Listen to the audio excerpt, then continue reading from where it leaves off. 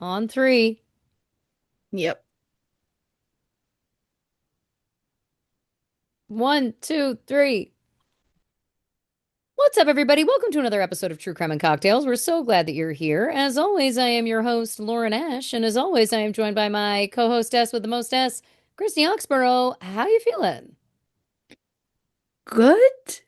I just I the sight of you um Yeah, is really throwing me. So I yeah. know. For those who are watching, and not listening, you'll notice that I am prone. I'm on my couch. I'm deeply reclined, and I know what you're all Mhm. thinking. Has she fallen ill? No, no, no. Basically, long story short, earlier today there was a knock at my door, and as I got up to answer the door, I swung my leg off the couch, and only my pinky toe slammed into my coffee table with like to the point that like I saw stars and I almost threw up. Like it was like that's how hard I hit it. Mhm. And then I was like limping, like I couldn't even stand up straight. Like I was quasi-motoing over to the door to answer the door. Mhm. It was difficult. And long story short, since then, the pain is radiating. Like it's radiating through the foot. So it's not just the toe, it's through the foot. I don't know. Did I break it? Possibly. Possibly. I mean, I've broken a bone in my foot before, you know. It's Oh, sure. it's not unlike that. The great news is that I have a extremely long shoot day tomorrow in high heels. So that's great. That's Mm. always helpful.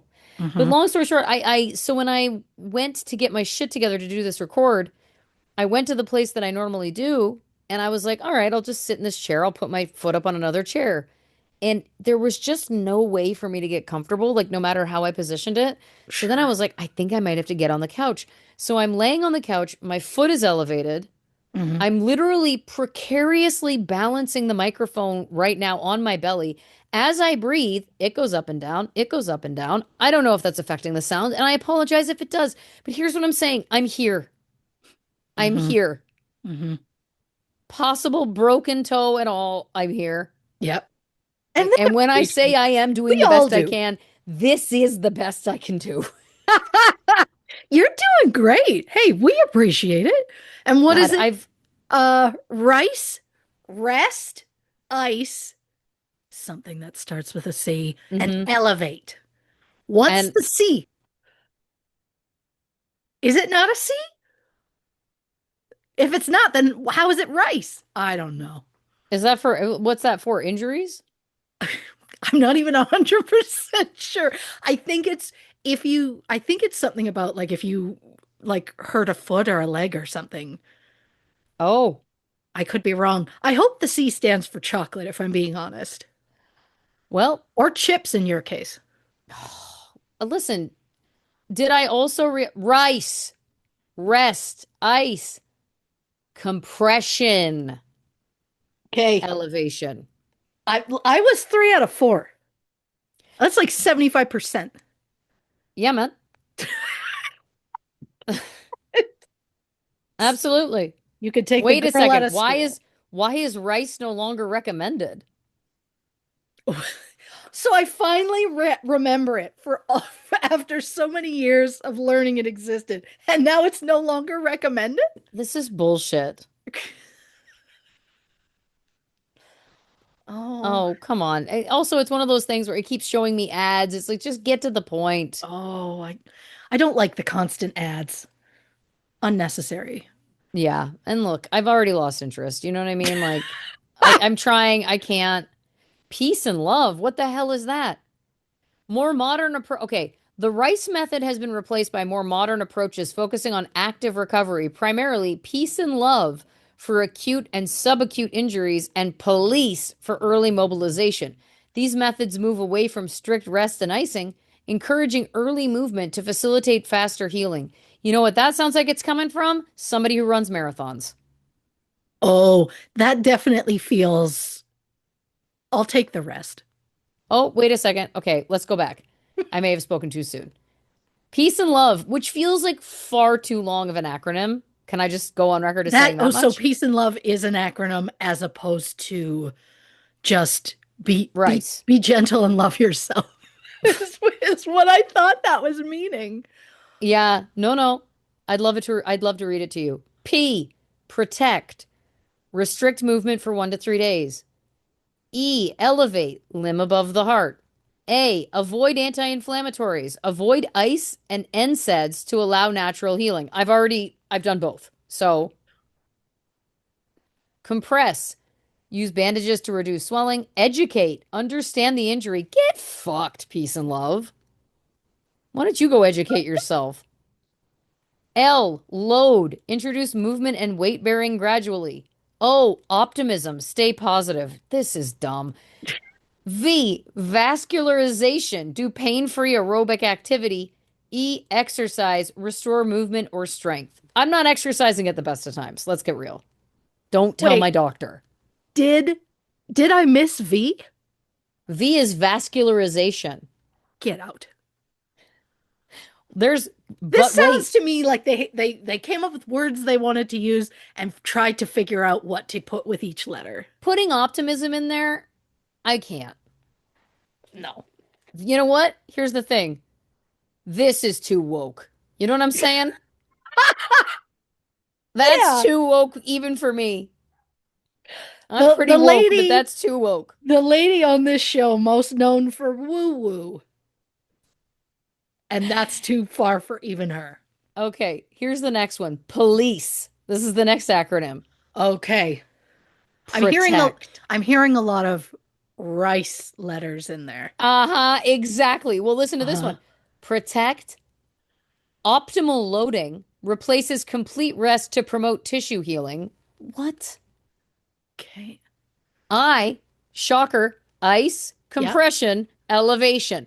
So the ice is still the same. So it just comes ICE. down to whether you're gonna rest or whether you're gonna move. Whether you're going to rest or you're going to protect and optimally load. Stupid. Final one. This one, Mhm. meat. Oh, Meat. meat. Got it. Like steak, meat. Got it. I wasn't sure if we were meeting each other or cows. Movement, Yep. exercise, analgesics, Oh, pain relief, therapy. okay. This is for long-term ligament healing. Oh, I and don't know see, if I need to talk to my therapist about this my toe injury, but this is also ligaments. yeah. We're specifically like if we're talking a broken bone, I I can't mean, speak to whether it's broken or not. All I know is this. Friend of the podcast, Leslie Seiler, she stubbed her toe really badly and it mhm. really hurt. And she never sought medical attention. And I'm bastardizing this story. I'm sure she's going to message me because she listens to every episode of the show. I'm sure she's going to message me and be like, you missed this one detail. Long story short, Yeah. months Yep. later, she goes to a doctor and they were like, you've corkscrew fractured like it's badly broken. Oh, wow. And that was just from, that's again, just from a toe stub. It can happen. Oh, I remind you that I believe it was your 30th birthday Yeah, and there was a surprise party for you. there was. And so I was flying in, and I was walking out of my home and I stepped down into a hole and I went, "Ooh, that hurt a little bit." Thought nothing of it. Later came to find out I'd actually broken a bone on the top of my foot. That's right. And so then there was panic that I wasn't actually coming. But I was like, "No, no, I'm still coming. It's just I have broken a small bone on the top of my foot." Here's what I Yeah. want to say because we are blood related. Yeah. Just a reminder to anybody who forgot. Nobody, we won't let them forget. So what am I even talking about? There's clots in our blood. Well, but no, what I was going to say is this. I've never broken a bone anywhere else. Have you? No. No, I was going to say, Nope. I don't remember either of us ever breaking another bone. Nope. Do we have weak feet? 100%. Because again, I broke a Yeah. bone in my foot. You've broken a bone in your foot. This might be a second bone I've broken in a foot, but nothing else. Like I've taken Yeah. tumbles, I've taken falls, I've cracked my head open. Like I've had but I've never broken another bone in my body other than the feet. And I'm saying, do people with ash blood Yeah. have weak foot bones? I think despite the fact that they're, and I mean this with love because again, I'm one of them. Despite that our feet are kind of built like Fred Flintstones, Yeah. somehow weak. This is what I'm Because saying. the top of the foot, that was the second bone broken that I had on that same foot. Because I think it was the same foot. No, now I love that I can't even remember which foot. No, it was the other foot. Because years before that, I was inebriated at a party and I stepped off a set of stairs, but instead of going straight, I stepped to the side and took a normal step and slammed down on my foot. And I was like, it's fine, it's fine.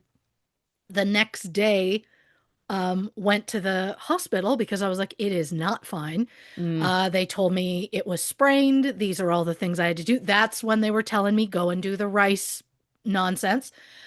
So that stuck, whether it should have or not.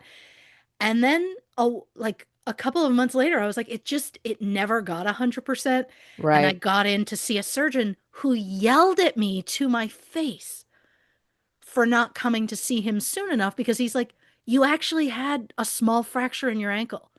He's like, you should have come to see me immediately. And I went to the hospital. What more was I supposed to do? It's not my fault that the doctors looked at it and went, nah, you're fine. See, and also when I broke the bone in my foot, when would it have been? It would have been like 2011, 15 years ago. I broke a bone in my foot because my foot fell asleep and then I stood up on it and yeah, Right. it was gross. Um, I went to the hospital. They did an x-ray. They said, "You're fine, nothing broken." Called me the next day. Actually, so sorry. There's absolutely a fracture on your x-ray. Come back in. I went back in. They showed me the x-ray. I'm not a radiologist, but I could see the break on there. I think they had looked at the wrong x-ray because I was like, "Oh, there's clearly a broken bone. Like it's so obvious." Here's the other thing. As I'm talking this out, I'm realizing Mother Laurel, when I was a kid, she broke a bone in her foot. Are are we weak ankled? Is it the ankle or is it the feet? Well, I'm just wondering, is the ankle not sturdy enough to keep the foot where it's supposed to be? I don't know. Because I didn't have any problems until that apparently breaking a bone in my ankle in 2007 and then 2012, I guess was the next one. Huh. Yeah, Well, I hate to say it, but I hope that you've stopped. same. But you're right. There is something wild about the fact that what is it? What's the problem with the ash feet? Yeah. Are our bones, because I would consider myself to be otherwise sturdily boned. That sounds terrible. I mean, I, I'd like to get I sturdily boned. Ayo! But sturdily I, boned is where I like to live. Yeah. sturdily boned could be the name of my autobiography, but sturdily boned otherwise. But I'm like, is it that our bones and our feet are like too dainty? Interesting. So while we were in the mold, it's like started at the top and it was like we ran out of material by the time it got to our feet. So our Yeah, feet just have lesser, thinner materials than the rest of our bones. right. I mean, I'll be honest. I'm not a doctor, but this sounds right to me. All I'm saying is it feels like there's a correlation. Yeah. If three of the women in our family Yeah. from the same bloodline Hmm. have had foot like bones break in the feet, but nowhere else. I played Yeah. sports in high school. I played basketball. And by the way, high school girls basketball is arguably the most violent sport on the planet. I stand by that. Yeah, I bet. And I had my share of jammed fingers, never broke a finger, never broke a bone in the hand. I'd be shoved into the floor, no problem. Interesting. Yeah, But the feet, but the feet.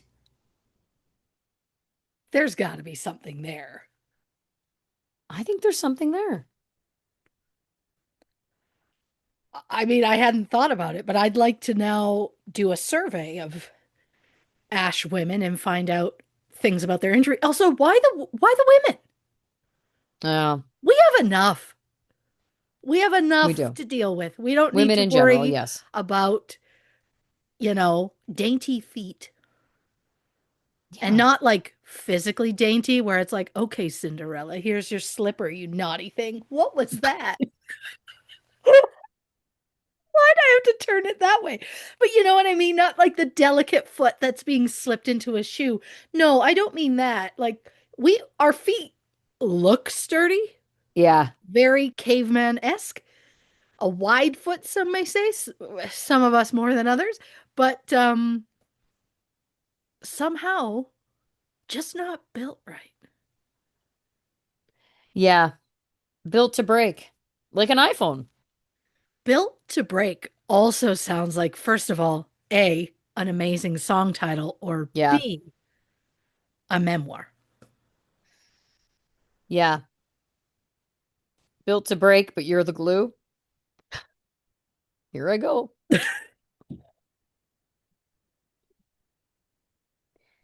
Oh God. I like that a lot. Yeah. I'm writing down built to break. Of course. Why wouldn't you? Built to break, but you're the glue. Hmm. It's good. It's good. It's good. I like that very quiet, just, oh, that's good. That's good. Um, I want to tell you, I know last week was a Patreon episode, so it Yes. wasn't like the two of us. I was just gonna say canoodling. We're not We're canoodling. not canoodling. But if there was the chance we were in the same room, we'd absolutely both be laying down. Yeah. That's just how it is. Um, but the last time we were Zooming together, the last time we had the Zoomies, Christy Lynn, I loved it. which was episode 256, Sherry Papini Part 2. Yes. We discussed Jimmy Stewart. Attractive or not? I put up a poll on Instagram. Talk to me. Now, we had 1,129 votes. That's a good cross section. That's a good sampling.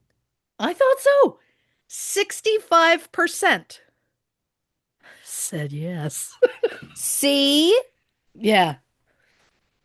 And some maybe were just seeing the photo and that's their only reference for him ever. And they went based off of that. Maybe some of the people who voted are familiar with his films. But we got back to it. 65% of you said yeah. 65% of the people who voted said yeah, Right. he's attractive. So that's something. Yeah. I don't see why not. I mean, No. I said yes, I but mean, it came from you. yeah. I mean, and again, teach their own. As you have often said, there's a butt for every seat and a Yep. hat for every head. Now, remind me because when we record, then I Yeah, immediately flush my brain. I eternal of course. sunshine basically each episode as they happen, not deliberately, just I don't know, for survival in terms Sure. of like having brain power for anything. My question is, Yeah. did I push back when you said he was hot, or was it more that I was like, let's put up a poll and see? I don't know that you really had a definitive answer. I don't know that I did I think either. I think you were more surprised that I was so on board. Yeah, I think for me it was more like I hadn't thought about it in that way. Whereas I only ever think about it in that And I way. get that. And you know what? I respect that. And I mean, he's not one that I would have ever thought of before. Like if people were like, give us your top 100, Yeah. he wasn't making the cut. 100. Wow. That's harsh, but okay. Well, I mean, to be fair, I mean, how many were on my list? There was over 100, weren't there? Weren't there like over Oh, Christy 200 on that Lynn. There list? was there was there I think we were at like 600 last I checked. Oh, see, there we go. See, that's why he's not making the top 100. And it's not specifically in, yeah, it's not specifically in like the 100 hottest. It's just the 100 that moved me. I get that. For I get that. example, Please. last night, I watched the 80s classic Weird Science. And I have a couple of thoughts. One, Robert Downey Jr., his face Mm, is molded by gods. yeah. Like the same people who mold those beautiful or make those beautiful, like marble statues, I'm pretty sure they made his face. I don't Yeah. even know how to physically handle looking at a young Robert Downey Jr. Um, Two, Bill Paxton. What a character. Just, he's just acting wise, always a fan. And three, my favorite person in that movie was the young gentleman Wyatt.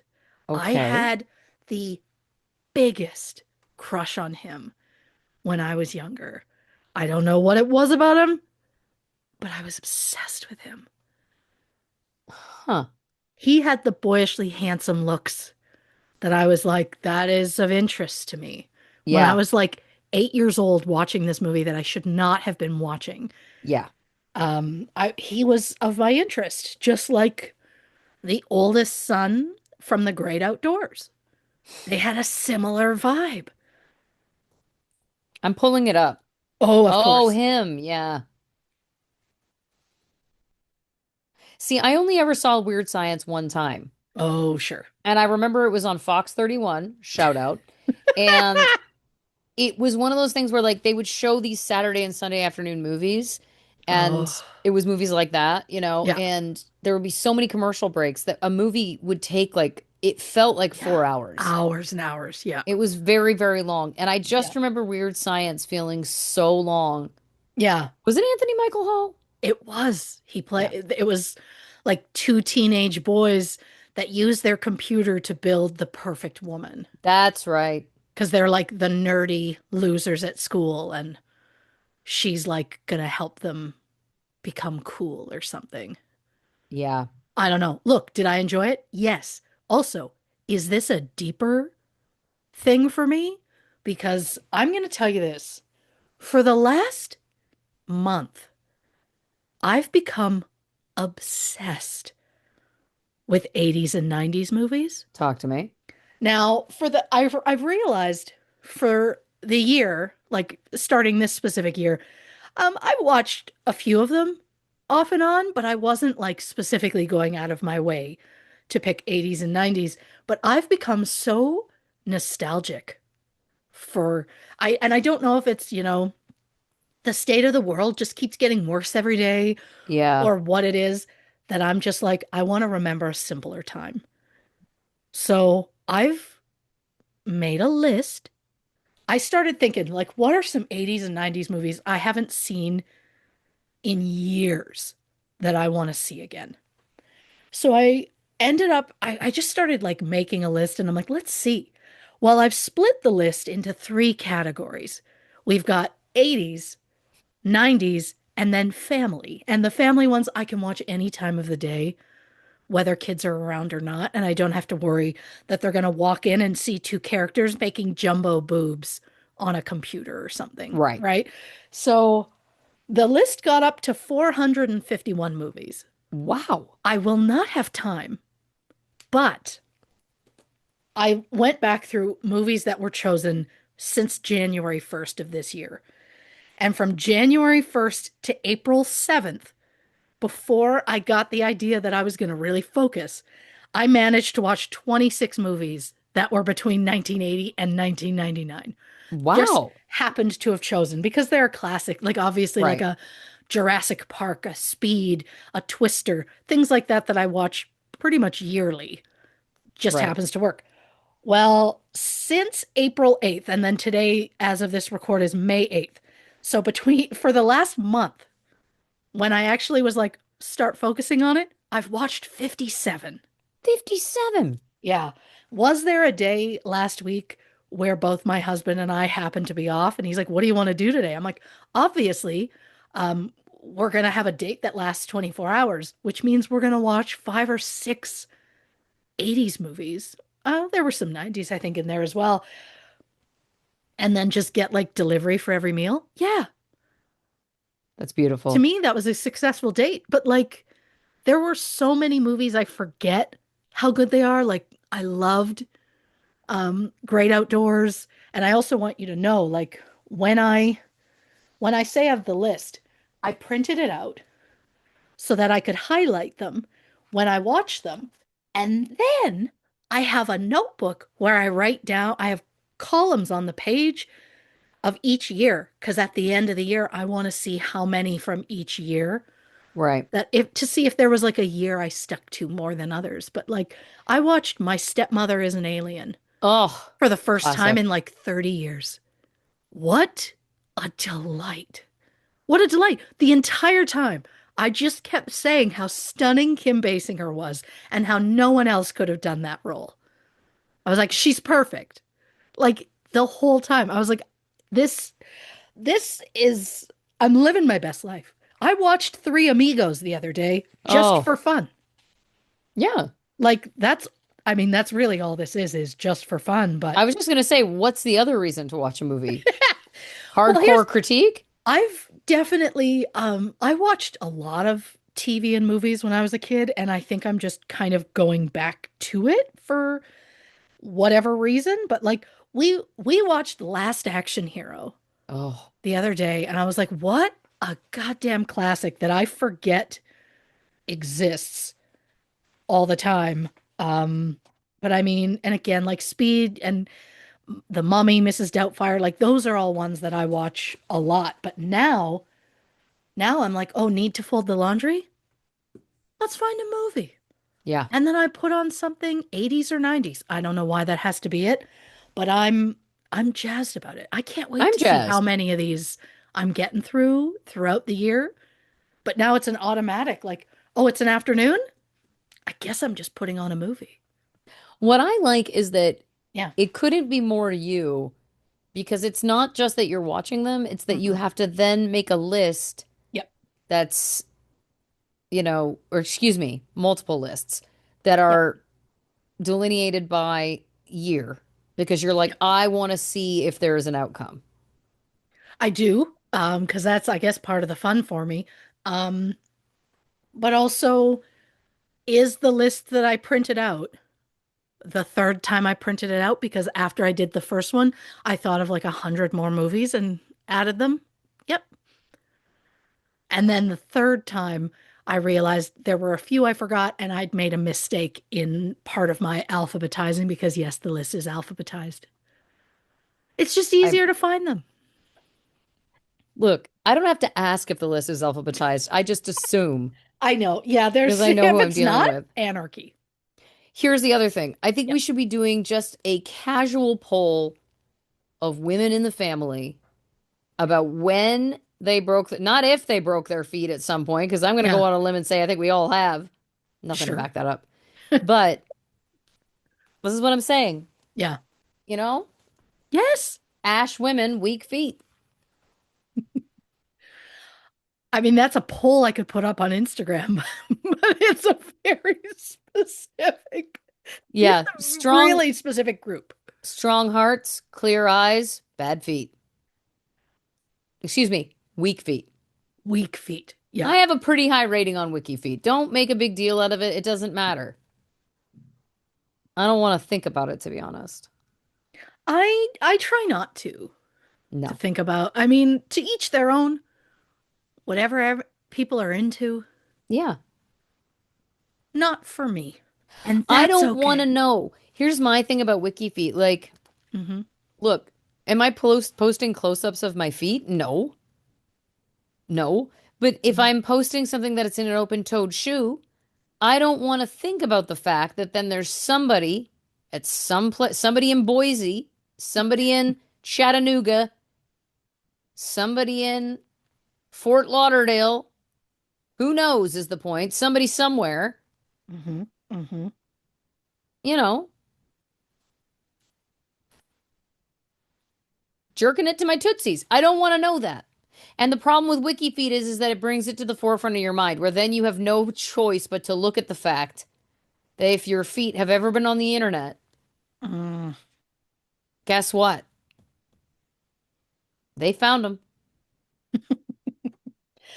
I I I think we could go the rest of our lives without anyone ever saying, just so you know, I jerked it to that. It's like, don't ever need to know. I certainly don't need to know if it's my feet. Sure. Sure. Not that I Yeah. need to know it about anything, to your point, of course, Yeah. but I don't know. There's something, the feet, it just feels like, is nothing sacred? And the answer to that is, of course not. Nothing is sacred. Why am I surprised? No, the only thing sacred is my 80s, 90s movie list that, if I remember, I'm going to try and update every few months, maybe, on this, where I'll just be like, by the way, the number of movies now is this. I've got, why?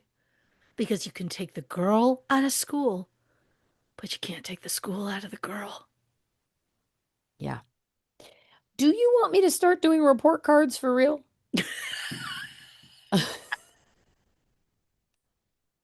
Just I say the don't. word. You're getting straight A's. That's all I can tell you. Bless you. And I bet it's going to have the same note that all of my other report cards had, which is a talks too much. And that's fine. I got the same note. Yeah. Ironic that guess what? Now we are making a living talking too much in Right? a podcast form. So guess what? Suck it, all of our elementary school teachers. Yeah. Even once I hit high school, they just started putting a bit chatty. A bit chatty. They should be so lucky. Yeah. Well, listen. Their note is our boat. I've only had 2 glasses of wine. It's it's not Mhm. important. It's not important. I pre-gamed, folks. I know what you're thinking. What? It just had a little boozy lunch. Anyway, what you drinking over there? I just have a partial Pepsi Slurpee. Yeah, I'm on the Diet Coke now. There was 2 Sauvignon Blancs that went down too easy. I get that. But listen, let's get into the episode. This week we're of course discussing Todd Kohlhepp. I'm not familiar with this case, so let's get all of us up to speed at the same time right now. In November 2016, police entered the property of real estate agent Todd Kohlhepp, hoping to find a couple who went missing 2 months earlier. But what police ended up finding was a woman chained up inside a shipping container and 3 bodies buried in shallow graves. Todd Kohlhepp was arrested and soon confessed to not only these crimes, but to also a cold case that had gone unsolved for over a decade. So, who is Todd Kohlhepp? What crimes did he commit? And how did he get away with it for so long? Christy Oxborrow investigates. Today's episode takes place in South Carolina, which Ooh, means fun facts for you before we get down to business. heyo. South Carolina is on the southeast coast of the United States. It is home to the first commercial tea farm in the US and is the birthplace of sweet tea. Uh, Yeah, which is, similar to iced tea, but as the name implies, sweeter. yeah, lots of sugar. Yeah. Fun fact, despite tea being such a big part of the state, it is not the official state drink. That title goes to milk. And I'm charmed. I'm charmed. You had a better reaction than me. I was like, ooh, milk, gross. I can't recall the last time I've just sat and had a glass of milk, but again, my middle one, if he's like, oh, hot day, he'll come in and chug a glass of milk. Really? It turns my stomach. That's rough. It's just he's always loved it. And I'm like, well, good to each their own. Yeah. The first known shipment of golf clubs in the world came into Charleston, South Carolina in 1739, so it should come as no surprise that South Carolina has more than 450 golf courses throughout the state, including more than 100 at Myrtle Beach, which is considered the golf capital of the world. The world's smallest police station used to be in Ridgeway, South Carolina. It was roughly the size of a toll booth and was fully operational from 1940 until 1990. Fun fact, South Carolina produces the second highest number of peaches in the US. The first, California. I assume people thought I was going to say Georgia. I was leaving a beat for the shock. Georgia, Georgia. In honor of South Carolina's immense peach population, the town of Gaffney has a 135-foot tall water tank that looks like a massive peach. It's called Peachoid, was created in 1981, and can hold 1 million US gallons of water. Whoa. Sumter, South Carolina is home to the world's largest ginkgo biloba farm. It's very funny if you realize that partway through that sentence, I almost said California because I forgot that we were talking about South Carolina. It's just funny to me that I forgot during a ginkgo biloba statement. Yeah. The first museum in the U.S. was opened in Charleston in 1773. The oldest living thing east of the Mississippi River is the angel oak tree on Johns Island. It is believed to be roughly 1,500 years old. And it's a stunner, I'm going to say, as someone who's becoming more nature appreciative of nature, I should say, a very amateur arborist. This tree is a stunner. I'll put a picture of it in the case file. I didn't know what to expect going in, and it's beautiful. And yeah, I'm I so did sorry, but I cannot casually. let that go. I think you may have to add that to your Instagram bio. Ben Feldman's favorite nobody, amateur arborist. You're right. You're right. I probably should. Ugh, Ah, God. what a gift. Ugh, she's something. The oldest bridge in South Carolina is the Poinsett Bridge, which was built in 1820. And while it's no longer in use, it is still standing. It was named after Joel Roberts Poinsett, a South Carolina native who was the first U.S. ambassador to Mexico. During a trip to Mexico, Joel spotted an unusual flower, and as an amateur botanist, he sent samples of the plant back to the U.S., and by 1836, that plant was known as the poinsettia. And if a bridge and a flower weren't enough, apparently there is also a species of Mexican lizard named after this guy, the Sceloporus poinsettii, also known as the crevice spiny lizard, was first named in 1852 and can grow roughly 12 inches long. I might also put one of these lizards in the case file as I well. love lizards. I mean, how is there not one named after you yet? That would be an honor. Actors born in South Carolina include, but are not limited to, Viola Davis, Johnny Whitworth, Mary Louise Parker, Andy McDowell, Chadwick Boseman, Thomas Gibson, Vanna White, Aziz Ansari, Andy Dick, Eartha Kitt, and Chris Rock, who was slapped on stage by Will Smith at the 94th Academy Awards in March 2022, the same year that Hans Zimmer won Best Original Score for Dune Part 2. You may be familiar with Zimmer's work. He composed music for such legendary films as The Lion King, A League of Their Own, Thelma and Louise, Muppets Treasure Island, Driving Miss Daisy, Gladiator, Days of Thunder, Rain Man, as well as The Rock and Matchstick Men, both of which star Nicolas Cage. Hans Zimmer also composed music for the movies Bird on a Wire and Renaissance Man, both of which I've seen in the last week because they're on my list. Also, so many of those other ones I named are also on my list. I just haven't got to them yet. Also from South Carolina, musicians James Brown, Edwin McCain, Chubby Checker, Dizzy Gillespie, Darius Rucker, aka Hootie from Hootie and the Blowfish, a civil rights activist Jesse Jackson, hot TV chef Tyler Florence, baseball legend Shoeless Joe Jackson, boxer Joe Frazier, and Althea Gibson, who was the first African American to play and win Wimbledon. She won the women's singles title at the French Open in 1956 and the women's singles title at Wimbledon and the US Open in both 1957 and 1958. Honorary mention goes to the ultimate late night daddy, Mr. Stephen Colbert, who was born in Washington, D.C., and then raised in South Carolina. Now that we've covered the lighter stuff, it's time to get into the case. So I will give a disclaimer. This episode will contain mentions of rape, so trigger warning for those who need it.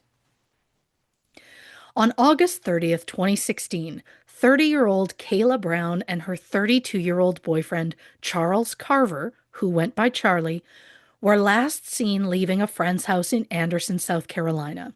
When Charlie's mother was unable to get a hold of her son over the next few days, she called Kayla, but found she wasn't able to get a hold of her either. So on September 3rd, Charlie's mother asked the manager at the couple's apartment building to check the apartment that Kayla and Charlie shared. The manager said it appeared as though the couple hadn't been there for a while because Kayla's dog had been left inside without food or water. Missing persons reports were immediately filed for both Kayla and Charlie. It was discovered that Kayla's bank cards had not been used, and that Charlie's debit card was used on a single trip to McDonald's in Anderson on August 31st, and nothing since. Police obtained search warrants for cell phone records to track the couple's movements, and they were able to determine that both phones pinged towers in the Spartanburg County area, which is roughly 50 miles northeast of Anderson. But other than that, they couldn't get an exact location. On September 21st, a friend of Charlie's told police that she started getting strange Facebook messages from Charlie. The messages were him asking for money to buy a drug that he would use to help him get off other drugs, which is such a wild way to word it all. But since the friend knew that Charlie didn't do any sort of drugs, she felt like it was incredibly suspicious and questioned whether the messages were from Charlie at all. Police then filed to get search warrants to check Charlie's Facebook accounts and his records, but unfortunately that takes a bit of time. So while they waited, there were new posts made on Charlie's public account in early October. One post read, "If I weren't crazy, I'd be insane." And another read, quote, "Sometimes late at night, I dig a hole in the backyard to keep the nosy neighbors guessing." So nothing extreme, but just stuff that seemed out of character for Charlie, especially when someone commented on one of those posts to say, "Where the hell is Kayla Brown?" And Charlie supposedly responded, quote, "Kayla is with her husband, Charlie." The couple was not married. They'd only been together roughly 3 or 4 months when they disappeared. So it's weird that he would refer to himself as her husband. So of course we assume was not him. Police were finally able to get records for Charlie's Facebook account after about a week, but then it took until October 14th to get Kayla's Facebook records. According to those records, there were multiple messages between Kayla and Charlie about meeting a man named Todd Kohlhepp at Todd's house in Moore, South Carolina, which is roughly 55 miles northeast of Anderson. Todd hired the couple to clean up some brush at his large wooded property. Todd Kohlhepp owned a real estate company and had previously hired Kayla multiple times to clean houses before he would list them for sale. According to Facebook messages, Kayla and Charlie were meant to go to Todd's property on August 31st. Police went to Todd's home in Moore, and he said, yes, he hired Kayla and Charlie to prune trees and clear brush on his property in Woodruff, which is about 8 miles south of Moore. Todd said the couple was unreliable, and he said they complained about the heat and left after only an hour. According to records, it was roughly 88 degrees Fahrenheit that day, which is about 31 degrees Celsius. That information isn't necessary. I was just trying to be thorough. Of course. You know, thorough, like pointing out the fact that the towns of Moore and Woodruff are both in the Spartanburg County area. You know, the same area where Charlie and Kayla's cell phones last pinged. So the cell phones prove the couple was in the area, and even Todd admitted they were there, but there was no proof that Charlie and Kayla ever left. So police went to Todd's house in Woodruff. They found an electric gate and a chain link fence that encircled the entire 95-acre property. The fence also had multiple signs warning people to keep out. Police went to the local sheriff's office and used a helicopter to scope out the property, hoping to find Charlie's white Pontiac Grand Prix, which was missing along with the couple. Unfortunately, only a few buildings could be seen because the property was so heavily wooded. But since there was nothing suspicious, police weren't able to get on the property without a warrant. On October 31st, police finally received Facebook and cell phone records for Todd Kohlhepp, which led to a search warrant being approved for Todd's Woodruff property on November 3rd.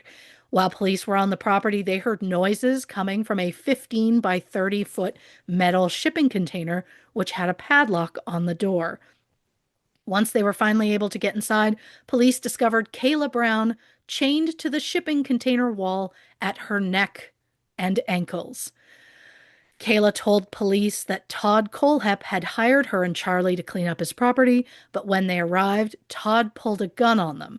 According to People.com, when Kayla was asked what happened to Charlie, she said, quote, "He shot him.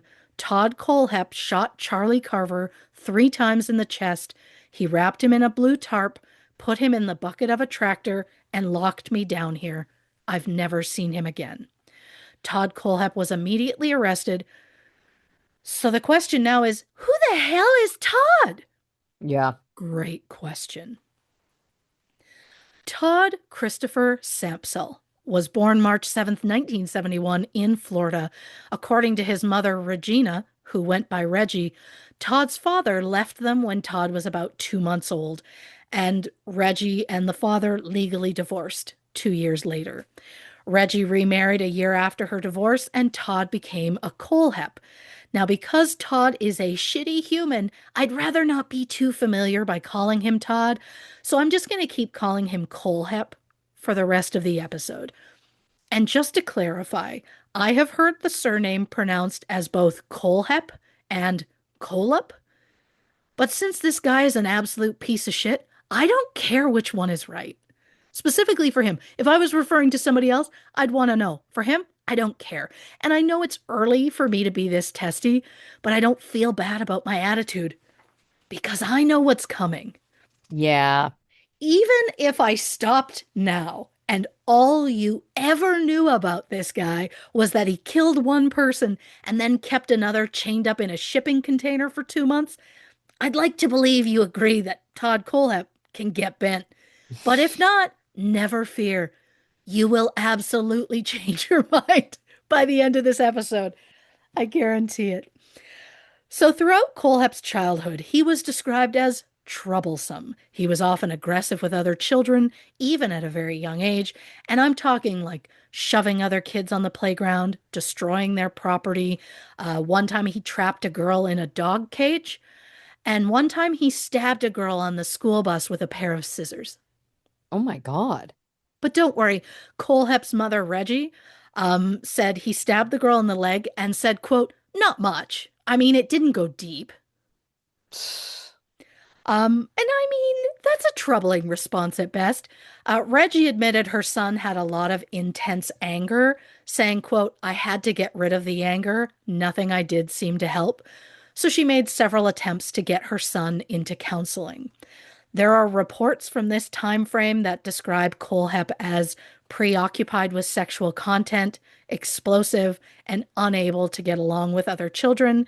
He ended up spending nearly 4 months in a psychiatric facility in Georgia after shooting a dog with a BB gun and killing a goldfish with bleach. Oh God. When asked why he killed the fish, Kohlhepp simply said he didn't want it anymore. Kohlhepp also had a difficult relationship with his stepfather, who had other children from a previous marriage. I don't know the exact details, but Reggie described a time when the step siblings got picked up from school and Kohlhepp was left behind. Reggie said her son was hurt and it made him feel unwanted.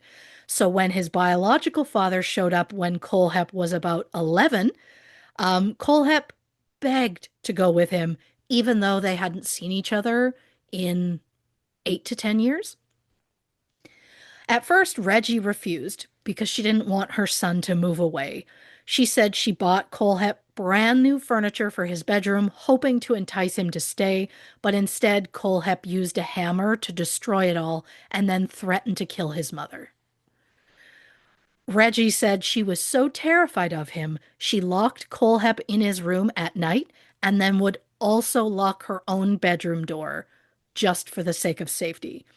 Eventually, Reggie relented and agreed to let Kohlhepp move to Arizona with his father, saying he could do it for one school year starting in the summer of 1983. Unfortunately, his father wasn't used to having a child around, so he would just often leave Kohlhepp alone for several days at a time while he was off visiting various women. However, whenever Kohlhepp would ask his mother if he could return to South Carolina, she would come up with excuses as to why he should just stay with his father. During his time in Arizona, Kohlhepp started collecting weapons, a hobby that he shared with his father. And in November 1986, Kohlhepp was arrested for kidnapping. What happened? Well, first I'm going to tell you Kohlhepp's side of the story, and then I'm going to tell you the truth. So, 20 years after this arrest, Kohlhepp wrote a letter when applying for his real estate license in 2006. Basically, the license required him to acknowledge any past criminal convictions and explain the nature of the offenses. So, according to that letter, Kohlhepp claims he got into a heated argument with his girlfriend when they were both 15 years old. He said they fought over the fact that she was seeing someone else, so they decided to end their relationship but agreed to remain friends.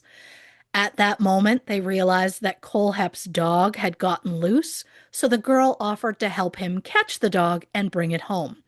They were chasing the dog for so long that the girl's parents worried when they called home and the girl didn't answer. So police were called, and when they arrived, they noticed Kohlhepp was carrying a gun. He admitted he had told the girl not to move while they were talking through their problems, and because of that and the fact that he was carrying a gun, police automatically charged him with kidnapping. Kohlhepp claimed in the letter he only asked to talk to her privately at his house because he didn't want the entire neighborhood to hear their business.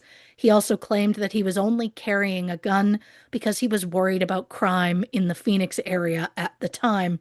He then claimed his sentence was so long because at the time, the courts were really coming down hard on anything to do with firearms because of heavy gang activity in the area. He referred to the entire thing as a, quote, youthful mistake. So, what really happened? Well, it turns out in November 1986, 15-year-old Kohlhepp had a crush on his neighbor, a 14-year-old girl who had a boyfriend. So, no, the girl was not Kohlhepp's girlfriend, as he had claimed. Kohlhepp went to the girl's home and forced her to walk to his house at gunpoint. They lived about 3 houses apart. Once they were at his house, Kohlhepp put duct tape over the girl's mouth, duct tape on the girl's wrists, and then he raped her multiple times. He then walked her home and threatened to kill her entire family if she ever told anyone what happened. So no breakup, no promise to remain friends, no dog getting out of a yard, just a brutal attack on an innocent girl. And that girl, whose name I'm purposely withholding, eventually did go to the police and told them everything. To that I say, good for her. Kohlhepp was arrested and charged with sexual assault and kidnapping, and because he was 16 at the time of the arrest, he was also charged with committing a dangerous crime against children. Months later, Kohlhepp took a deal to plead guilty to the kidnapping charges and register as a sex offender in exchange for those other charges being dropped. And I know I'm not a lawyer, but why the fuck was he offered a deal? It's enraging. The judge in the case described Kohlhepp as, quote, behaviorally and emotionally dangerous and said it was likely he would never be rehabilitated. Kohlhepp's lawyer, however, said he didn't believe Kohlhepp would go on to harm anybody else. According to the lawyer's interview with Fox News, Kohlhepp told him he had difficulty with his father and his father had put him up for adoption, so he was just acting out of anger. For the best I can tell, um, there was nothing about an adoption. So I think he was just lying to his lawyer for sympathy. When his probation officer asked Kohlhepp why he did it, he said it was probably just an act of rebellion because his father was out of town. Oh, please. An act of rebellion is staying up late or drinking underage or getting a tattoo or even trashing the house. Rape is not an act of rebellion. Rape is a weak piece of shit, typically a man, trying to exert control over another person, typically a woman or a child. Kohlhepp's mother, Reggie, blamed the entire thing on her ex-husband, stating he left their son alone for 3 days and, quote, you can't do that with Todd. According to a probation officer, Kohlhepp showed little concern for the survivor and even less remorse for the crime. One record specifically stated, quote, behaviorally, he is demanding, self-centered, and likely attempts to force others to do what he wants in order to meet his own needs. He was diagnosed with borderline personality disorder and noted to have an IQ of 118, which is above average. For the charges of kidnapping, Kohlhepp was tried as an adult and sentenced to 15 years in prison. Throughout his time in prison, Kohlhepp earned his GED and then received a bachelor's degree in computer science from Central Arizona College. Kohlhepp was released in August 2001. He returned to South Carolina to be near his mother and got a job as a professional graphic designer. He then got his private pilot's license and in June 2006 received his real estate license, even though he was registered as a sex offender. How on earth did that happen? Likely because he lied about his previous crimes on his real estate license application, because real estate agents come in such close contact with people and quite often in a one-on-one setting. To apply for your license, you have to disclose any previous criminal offenses.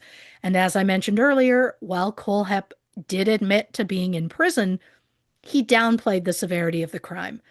In a letter to the South Carolina Real Estate Commission, Kohlhepp claimed the entire thing was a simple misunderstanding between a teenage couple who were simply having a heated argument about their relationship.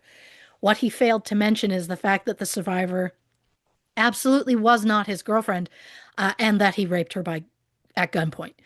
Um, but since those charges were dropped, he only had to admit to the kidnapping charges on that application. He didn't have to mention anything else. So Kohlhepp wrote that letter. He said he takes full responsibility for what happened. He referred to it as an unfortunate incident. You pathetic waste of skin. You raped a girl. And you threatened to kill her if she came forward. The fact that you downplayed this to an unfortunate incident is beyond gross. I'm just also curious if he had to admit to being a registered sex offender on that application or not. I assume that would be a question. Maybe I'm wrong. As of May 2015, background checks are now required for a real estate license in South Carolina. But of course, that doesn't apply to people who already had their licenses. So it's possible the licensing board was not aware of Kohlhepp's offender status when his application was approved. Well, according to former colleagues, Kohlhepp openly told people at the office, yeah, he's on the sex offender registry, which is Gross. gross. They also said that they often caught him watching porn at work.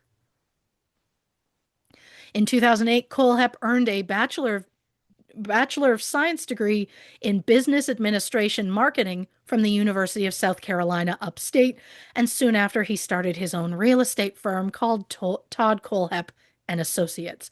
The business was successful enough to employ 9 other agents, and in 2016, they had dozens of properties listed for sale.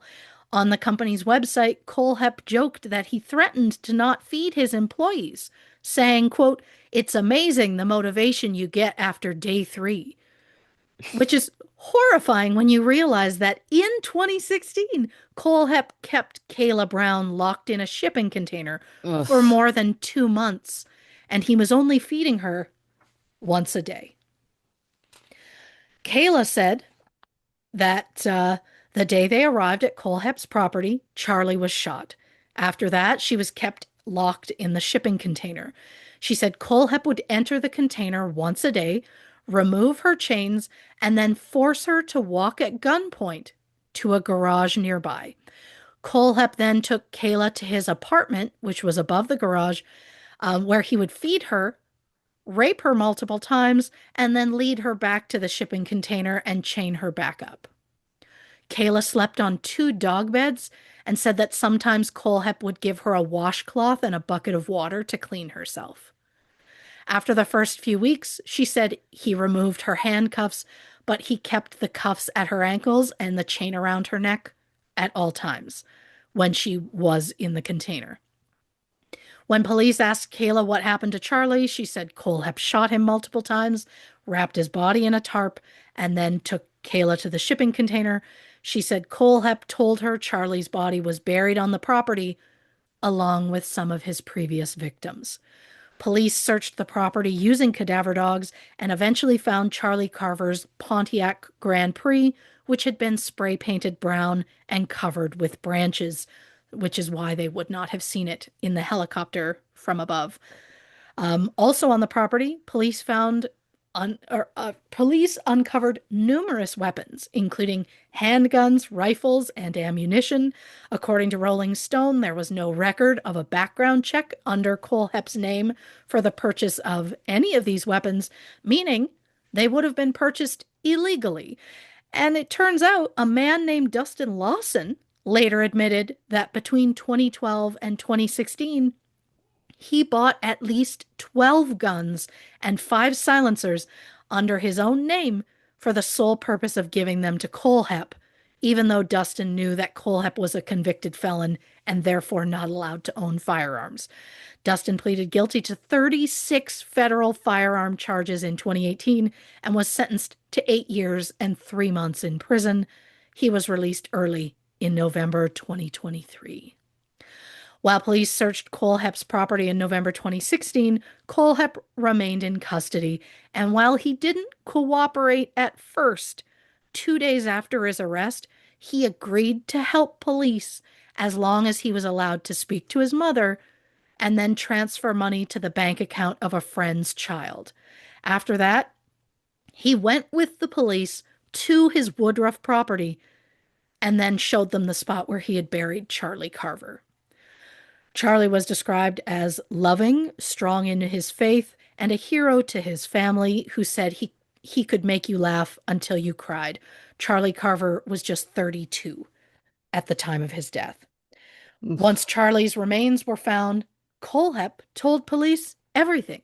He admitted he hired Charlie and Kayla to clear brush on his property, and he ended up shooting Charlie multiple times before locking Kayla in the storage container and then essentially torturing her for 2 months before she was found. Kohlhepp said, quote, "I didn't know what to do with her, man. One side of me wanted to drop her, the next side wanted to save her ass." Police then pointed out that there was a second empty grave dug next to the spot where they found Charlie's remains. They asked what the second grave was for. Kohlhepp said he hadn't decided yet. The police then outright asked, was that hole meant for Kayla? And Kohlhepp said, quote, "Yes, she came real close. She has no idea, more than once." The way he speaks about murder in such a cool, calm, and collected way is terrifying. Yeah. Um, so we know Kohlhepp kept Kayla against her will and that he killed Charlie. But what about those weird posts on Charlie's Facebook page? Are we supposed to believe Kohlhepp was using Charlie's account to make it seem like he was alive so no one would notice he'd gone missing? Well, it turns out Kohlhepp had nothing to do with the Facebook posts. The real culprit in that case was Charlie's estranged wife. Whoa. According to Nicole Carver, she and Charlie met at some point on a dating site and got married in 2014. Now, I don't know what went on in their marriage. It's not my business. But in May 2016, Charlie started seeing Kayla. And from the best I can tell, Charlie and Nicole were still together at that point because Nicole said she left him in July, 2 months after he started seeing Kayla. Here we go. So when Charlie was reported missing in early September, one of the first people police interviewed was Nicole. On September 6th, Nicole said she had seen something on Charlie's laptop which suggested he was planning a trip to Myrtle Beach. Police interviewed Nicole a few days later on September 11th, and she said Charlie had called her earlier that day and told her he was planning to fly to Florida, but he and Kayla had gotten into a massive fight. Now, keeping in mind that Todd Kohlhepp admitted to killing Charlie the same day he arrived at the Woodruff property on August 31st. So we know there's absolutely no way that Charlie would have called Nicole. But of course, at this point in the investigation, police did not know this. So they just took what Nicole said at face value. Nicole claimed that Charlie told her during an argument Kayla punched him in the face and then hit him so hard he broke 6 ribs, 3 on each side, which sounds wildly made up, because it was. And the police did not seem to believe it either because once she told that story, they asked if they could see her phone to check the number that he called her from. Um, but Nicole said she erased that call. And then police asked, well, why didn't you call us after you heard from Charlie because you knew Charlie was a missing person? Nicole said, oh, I forgot. And then by the time she remembered to call the police, her phone was dead. And then by the time her phone was charged, she was just too busy to call them. A week later, Nicole told police that Charlie called her again, but she couldn't remember what was said during that call. Nicole later admitted she lied about the calls and said she hadn't heard from Charlie at all. So did Nicole just do this for attention? Was she purposely trying to slow down the investigation into Charlie's disappearance? Because she wasted time and gave police false leads. So I'm genuinely surprised she wasn't charged with like impeding an investigation or Yeah. obstruction of justice or something.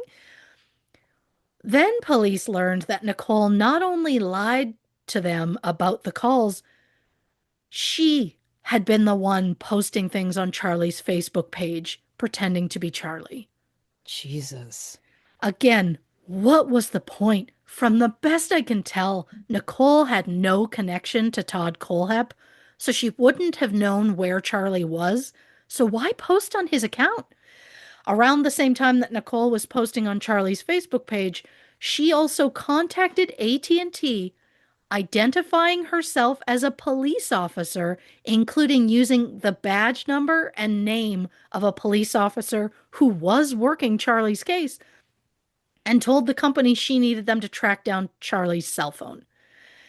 In November 2016, about a week after Todd Kohlhepp was arrested, Nicole Carver was arrested for impersonating an officer. She was released on bail, and as of this record, there hasn't been any more public information about it, so I kind of assume that that charge has since been dropped. Right. But I get the feeling that when she heard he was gone, her mind went, he skipped town with her. I need to find him. So then she pretends to be a cop to try and find his cell phone. But why post on his Facebook? I don't know. Yeah. So, after Todd Kohlhepp confessed to killing Charlie Carver, seemingly out of nowhere, Kohlhepp admitted that this wasn't his first murder and then proceeded to confess to a cold case from 13 years earlier.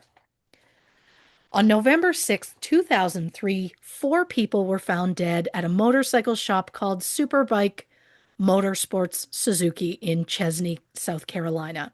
The victims included the shop mechanic Chris Sherbert, service manager Brian Lucas, store owner Scott Ponder, and the store's bookkeeper Beverly Guy, who also happened to be Scott Ponder's mother.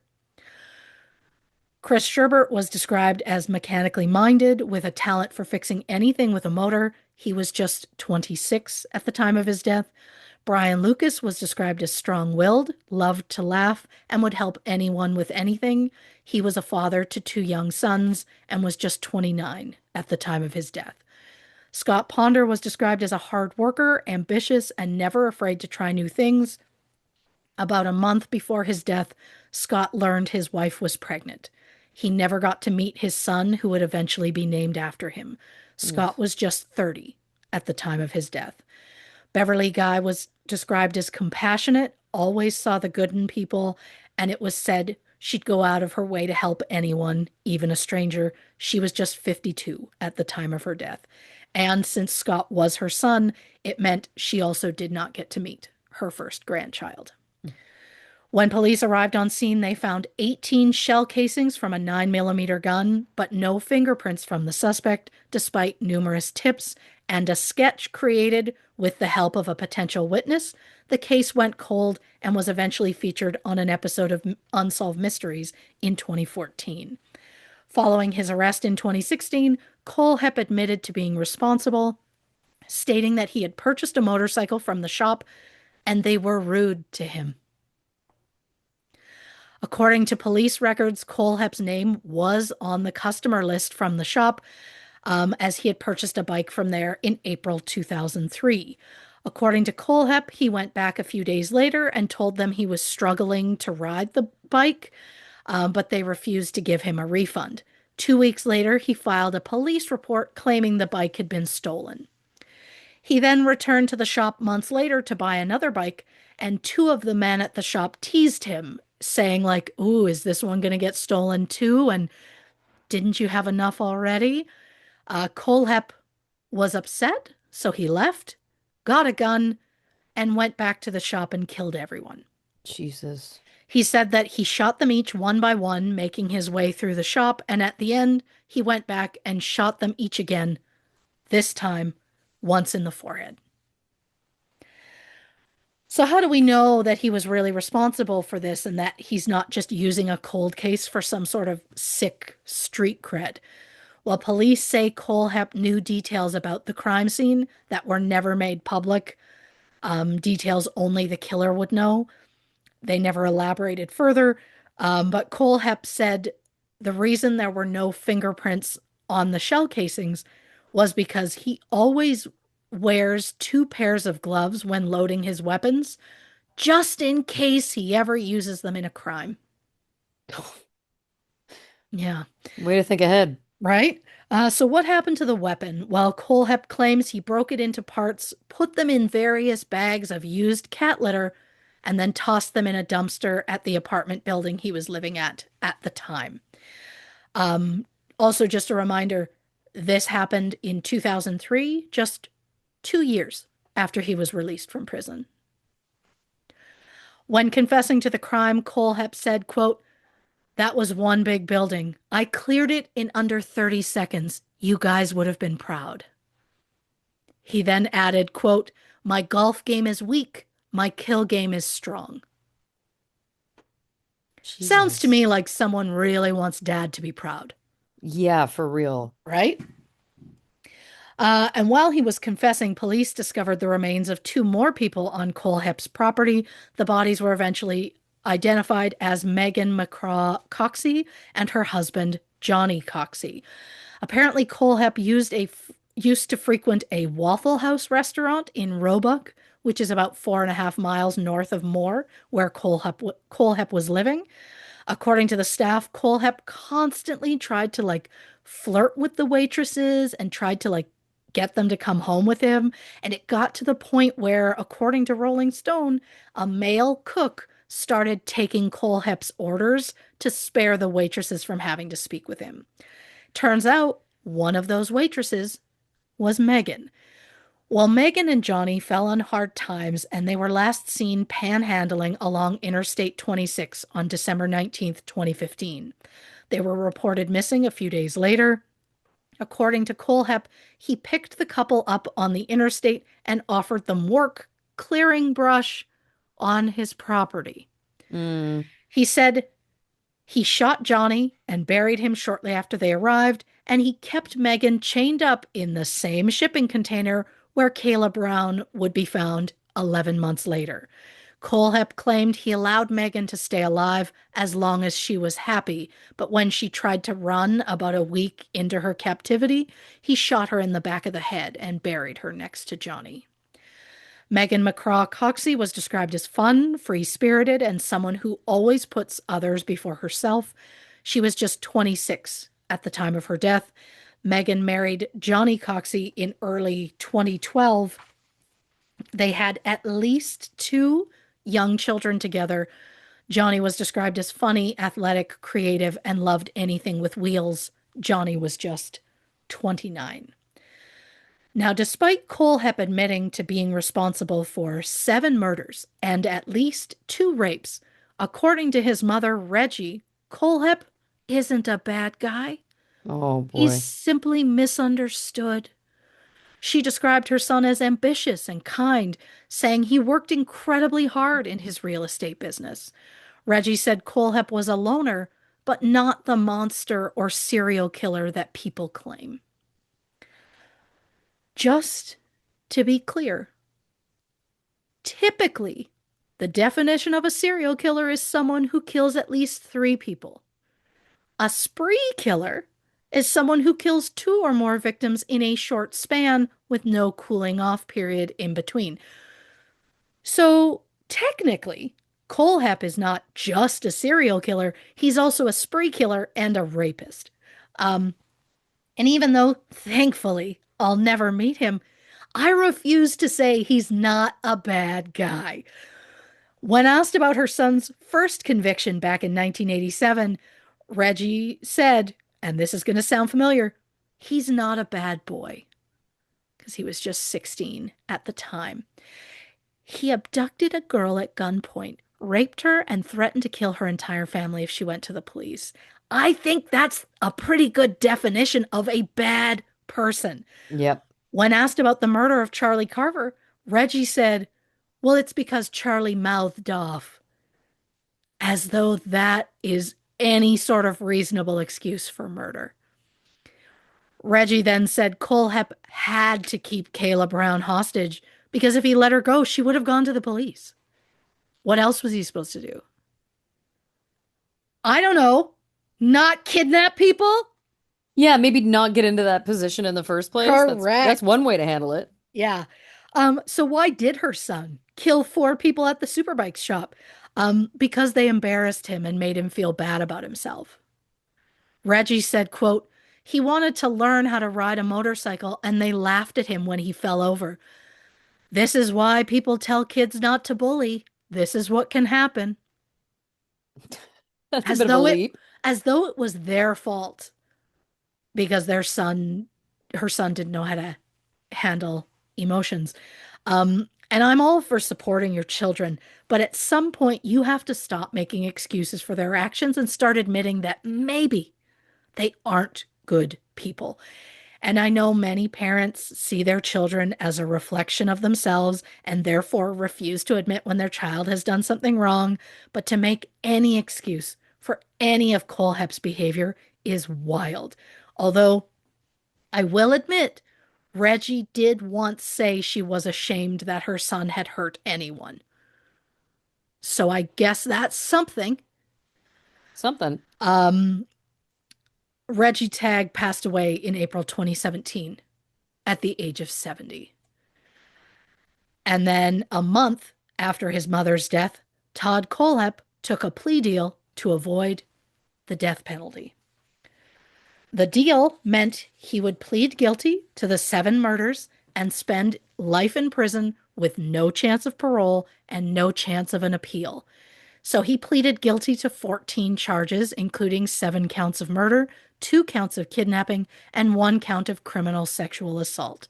He was sentenced to 7 consecutive life sentences, as well as an additional 60 years for the kidnapping and assault of Kayla Brown. Kayla filed a civil suit against Kohlhepp for damages.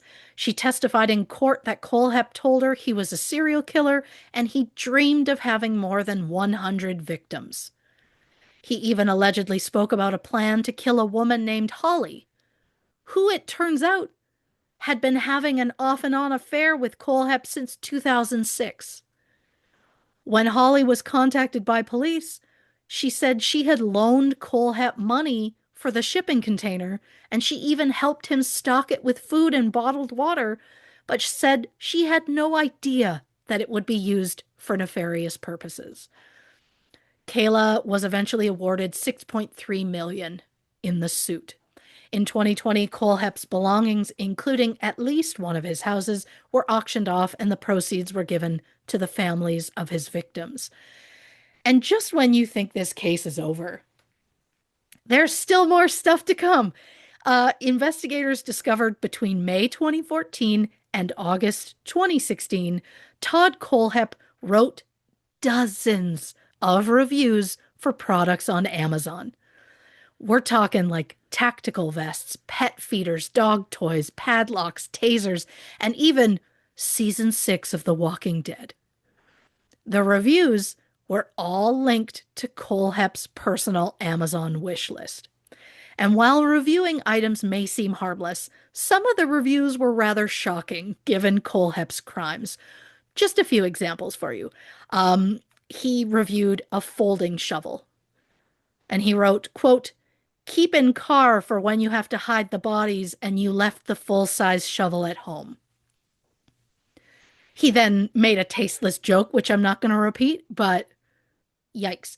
For someone who buried 3 bodies on his property, yikes.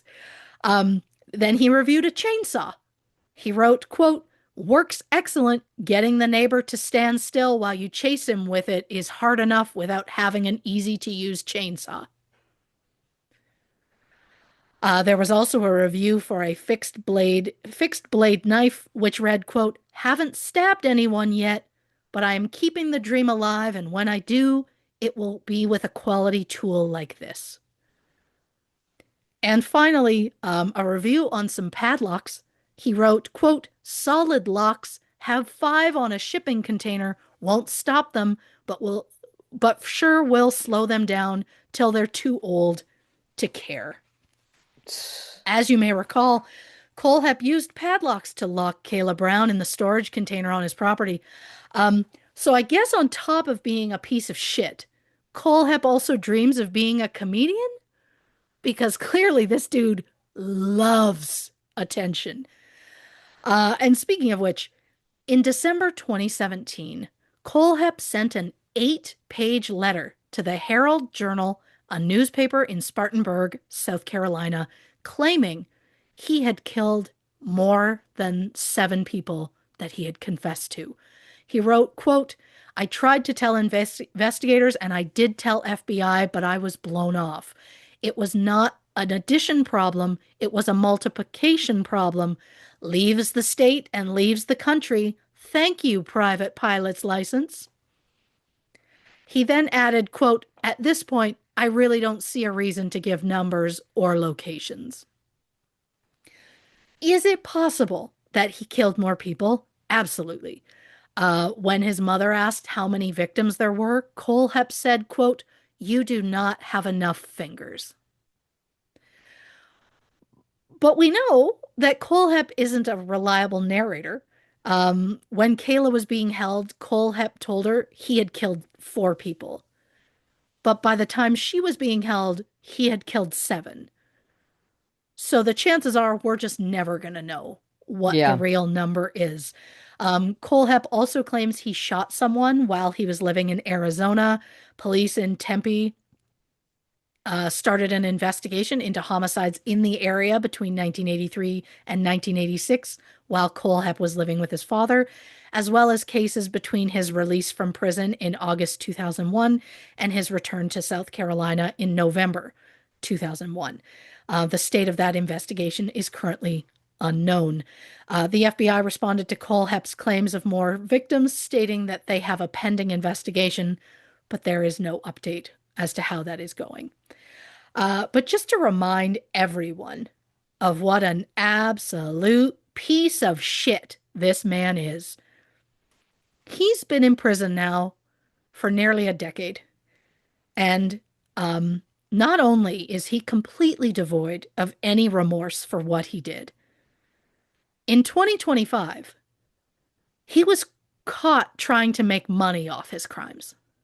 Oh, In June 2025, Fox News broke the story that Kohlhepp was using his prison issued tablet to communicate with someone on the outside about selling merchandise.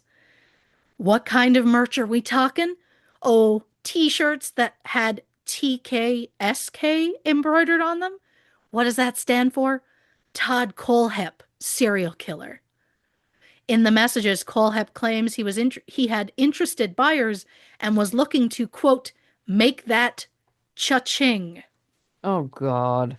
To be clear, in the state of South Carolina, it is illegal for killers to profit from the publicity of their crimes. Many states have what is called a Son of Sam law, which was put in place to prevent criminals from profiting off their crimes through TV, movie, or book deals.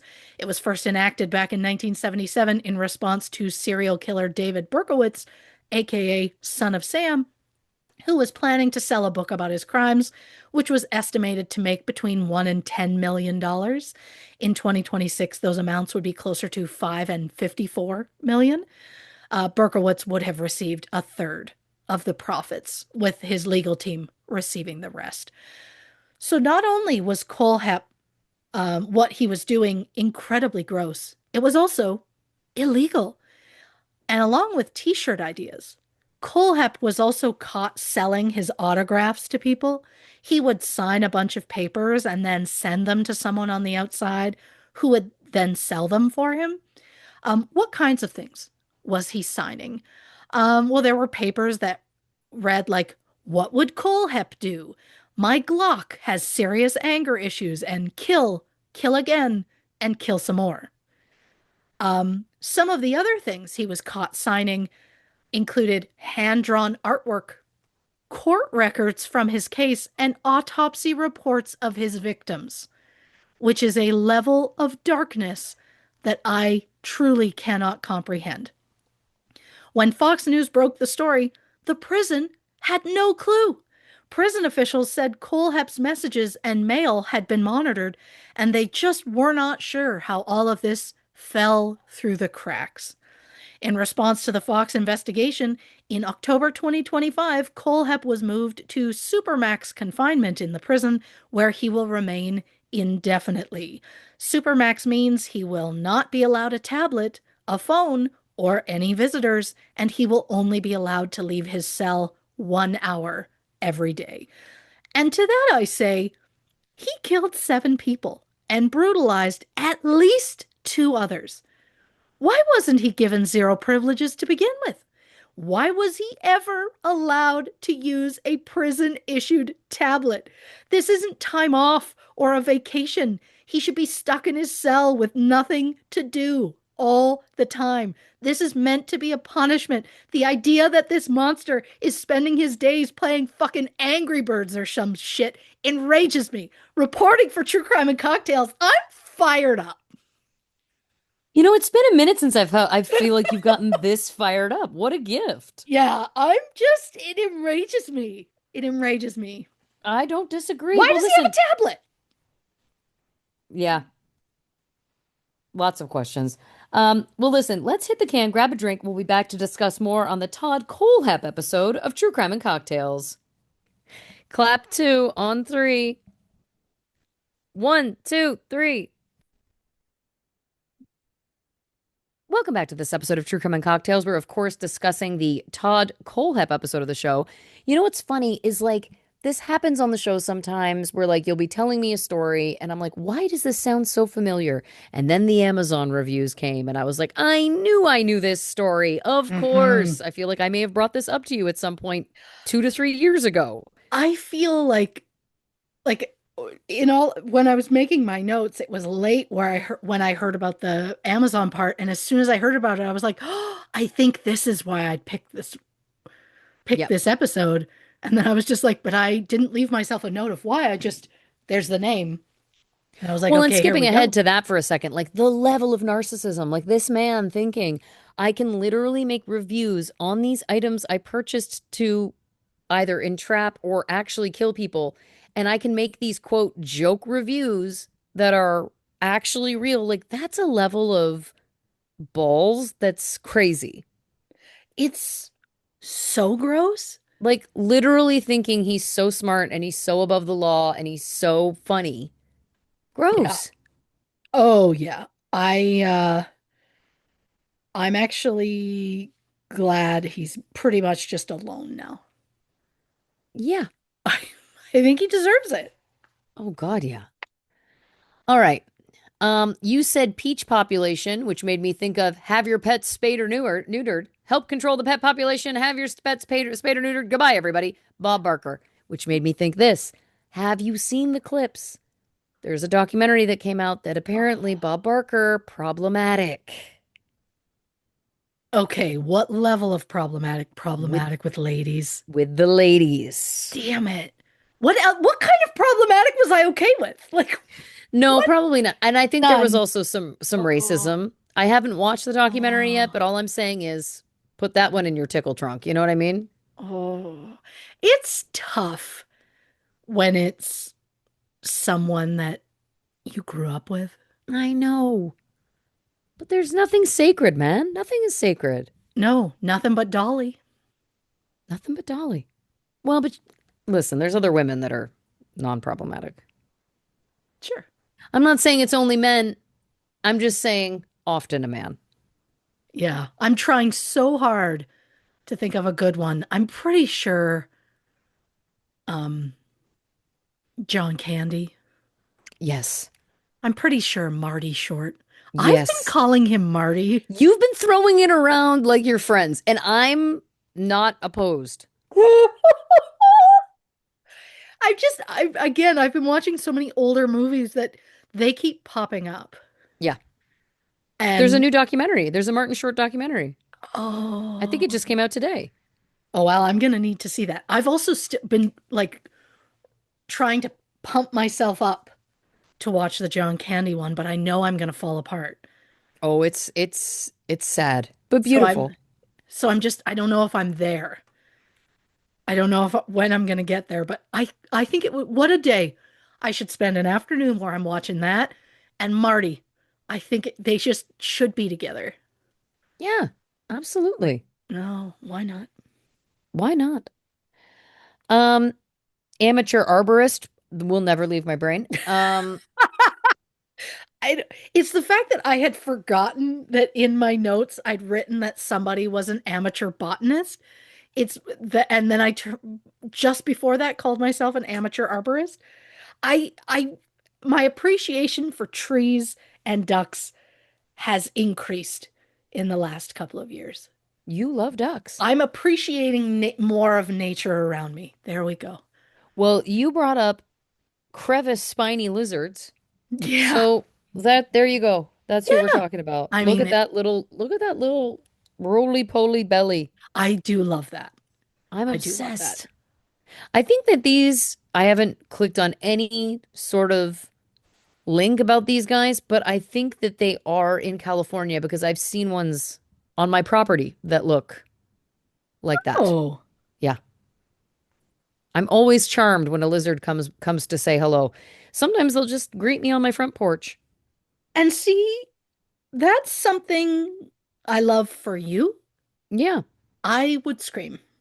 Mm, If there were like maybe if I like saw them often, I wouldn't be as whatever, but I would probably freak out a lot to suddenly see a like a lizard I love them. on my property. I've Again, been like, trying, there's certain things you can apparently do. You can make like little ponds to attract frogs. I've really been oh, considering that. sure. I'd like more frogs on my property. Now, do That I think does that there sound are like you. frogs running around the mean streets of Los Angeles? Probably not as many as there are lizards. Oh, sure. But, you know, Yeah. Now, would Bean be upset by adding a water feature of some sort? I don't think so. I think she'd be into it. My nightmare is she catches one of them Oh, because she's got a real prey drive. sh- sure. Sure. I get that. She likes a toy that's bigger than her. She's got something to prove. You know what I mean?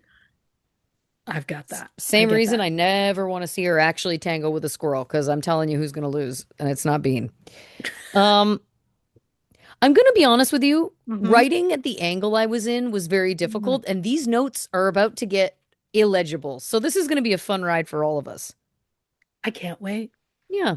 Look, it's always a wild ride on True Crime and Cocktails. This is why you show. This is why It's you show the up. fact that you were taking notes while laid up. I mean, good for you. Above and beyond. That's A plus behavior. God bless you. I'll take it. Listen, I really, as I said before, like I am. This is all I. This is my best. Bringing my best. This is all I have right now. I'm trying so hard. And listen, I Well, hope it's good enough. it's either this or I shoved together another fluff episode. That's Yeah, like or bring back an old one. So this is how they're getting new content. exactly. And I am committed to Yeah, that. If I'm available, we're recording. of That's as simple as it course. gets. Simple as it gets. Yeah. Okay. So many details in this case are wild. You did say at the beginning, you're like, it takes twists and turns you don't see coming, and it's so true. Like randomly, the friend of Charlie's that starts getting weird Facebook messages from him, and then it's like, is it the killer? But then it was like his ex, right? That was Yeah. like posting as him and stuff. Yeah. What are the chances that this person has been murdered and then somebody is controlling the social media completely unrelated to the crime? Yeah. That's Oh, what's wild about it to me. what are the chances? 100%. Like I I I mean, on one hand, of course I'm that person that's like, well, what are the odds? Did she know? Well, great point. Was she like, hey, this guy, he'll do whatever you want, get him and get him out of my life. But the fact that to me the Facebook posts were just her trying to make him look bad because I think she really believed he took off with her Right. and she was pissed. She was like, absolutely not. And that's why she tried to track him down and used police to do so. Posing as the police also, bold fucking move. Yeah, again, I'm shocked. That was the only charge was impersonating the officer. I can't believe they weren't like once they realized we've interviewed you multiple times. You've Yeah, lied to us multiple times and told us, well, he's been in contact with me. So then they're like, well, then he's fine. And then it's like, well, he right. hasn't been in contact with me. I lied. That's a weird one to also lie about. Right? Yeah, like what does she gain out of saying, "Oh, he's contacted me" when he hasn't? When her whole thing is like this guy's ran off. Like it's very odd. To your point, it's like, did you not know? Well, that's there is the small part of me that's like, did she really not know anything? And it just, what a coincidence. These things were happening at the same time. Or, I mean, I don't know. It just, her messing with an investigation, not realizing it was actually an investigation, Yeah, is just wild to me. And the fact that they were just like, and then they seemingly just let it go, it's wild to me. really wild. Okay, Todd's childhood. Troublesome and aggressive. Also two great adjectives Hmm. when referring to someone who, of course, went on to kill multiple people. Stabbing a girl on the bus with scissors. Oh, yeah. I just feel like, look, I'm not a mother, but Hmm. I feel like if my child Hmm. stabbed another child with scissors, I'm gonna take some pretty drastic actions. I think if that's me. Oh, yeah. I feel like that's Hmm. like, what do we need to do? is my child a sociopath? Like, is my child a psychopath? These would be the questions I'd be asking. 100%. The second I hear that my child got violent with anyone, Yeah. like even just threatening violence is already like, okay, well, we've got to do something about this. But stabbed with a pair of scissors, and her response is, I mean, it didn't go deep. I don't care. Even if it didn't break skin, even if he like barely, the action of trying to stab somebody, that's a problem. It's super aggressive, especially for a kid. Oh, absolutely. And I think too, look, I understand that the mother's instinct is like, I have to try and protect my son. But to me, I'm like, yeah, but if you're, and I know that you said like that she tried to get him help or whatever, but it's like, how hard did you try? Because to me, it's Mhm. like, if you don't intervene when this child is doing these things as a kid, do you want your child to end up in prison? Like, even if you don't care about all the people he killed, I personally would. But even if you Right. don't, do you really want your child to have to live out his days in prison? Because now listen, there's a school of thought that would say, oh, there was no helping him. Even if she had tried all her Right. best, also possible. But I guess if it were me, I just want to leave it all on the field. I'd want to really Yeah. know, like, I really did absolutely everything possible. Oh, yeah. 100%. The details also that he shot a dog with a BB gun and drown his goldfish, or I don't know if he had to drown it, but poured bleach on his goldfish, like chilling, 100%. I chilling. don't know if the dog survived. It never said killed a dog. It said shot. But outright said killed the goldfish. So I just assume he hurt the dog. Either way, when your kid is shooting animals and stabbing other people, it's time to do something Yeah. and not just be like, he's such a good boy. He's not bad. Yes, he is. Yeah, I think this guy's bad. Yeah. I think this guy's bad. Yeah, he hasn't done Um, anything to show otherwise. no. And I think what's interesting too, and listen, we may not know, like, was there other traumas that happened in his youth that we just don't know about? Possibly. But Sure. psychologist hat on, I'm like, was this kid just born like this? Because again, it just Mm. feels like what was his real, not to say that it's not traumatic that his father left when he was a baby, but that doesn't, if lots of people have fathers that leave when they're babies, that doesn't turn them into, you know, psychopathic killers. 100%. So again, and of course, as we all know, I'm like, when did the traumatic head injury happen? You know what I mean? I'm like, Oh, where are the signs here? But look, I understand his dad showing up when he was 11, him wanting to leave with him. Like this all feels like you said it later in the episode, and you were like, sounds like somebody's like, look at me, dad. It does very much feel yeah. like that. Obviously, I'm speculating, but it does feel very much like it's like, is that what this was? And then rage? Because then also it's like, where is the Oh, rage against women? Because he does have, of course, also this sexual assault pattern. right. And, I think I may have mentioned this on the show recently. I'm so sorry if I know I'm repeating myself, but maybe it was on Patreon. It doesn't matter. I did see this interview with this serial rapist who was talking to a to the police, etc. Sure. And he was saying that for some people it might be about power and control because we always think about sexual assault and power and control and those Of themes. course. And he's like, no, that's not what it was for me. And I was like, that's so interesting to hear that from the mouth of somebody who was like a serial rapist, essentially. Right. And it makes you go in cases like this. Like when he was 15, he has this crush on his 14-year-old neighbor, ends up duct taping her, right? Yep. This is a wild leap for a 15-year-old kid to take. Like this isn't something like I guess I'm trying to like paint the MO because it's like, is this a hatred of women? Is this a power and control situation? What is this? Because at that Mhm. age, it's not like he's had a lot of experience being rejected by women. We see that.